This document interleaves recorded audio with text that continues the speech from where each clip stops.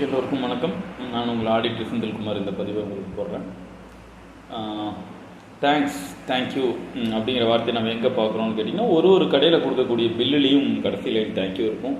நம்ம கம்யூனிகேஷன் பண்ணுற ஒரு லெட்டர்லேயும் நம்ம தேங்க்யூங்கிற வார்த்தையை, நன்றிங்கிற வார்த்தையை பயன்படுத்துகிறோம். மோஸ்ட் பவர்ஃபுல் வேர்டு அப்படிங்கிறது தேங்க்யூ தான். ஒரு இது உங்களுக்கு ரிப்பீட்டடாக கிடைக்கணும் அப்படின்னா, கண்டினியூவாக உங்களுக்கு கிடைக்கணும் அப்படின்னா நீங்கள் தேங்க்ஸ் சொல்லணும். ஒரு கடைக்காரர் பில் கொடுக்குறாரு, அதில் தேங்க்ஸுங்கிற வார்த்தையை தேங்க்யூங்கிற வார்த்தையை பயன்படுத்துகிறாரு.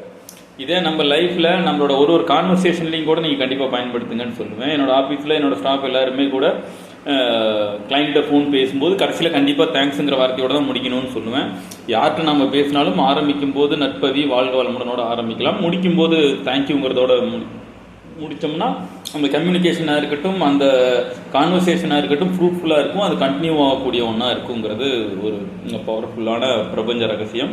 தயவுசெய்து தேங்க்யூங்கிற வார்த்தையை அடிக்கடி உங்கள் லைஃப்பில் பயன்படுத்துங்க. எதை நீங்கள் ரிப்பீட்டடாக பயன்படுத்திகிட்டே இருக்கீங்களோ அது உங்களுக்கு தொடர்ந்து கிடச்சிட்டே இருக்கும். நன்றி, மகிழ்ச்சி, வணக்கம்.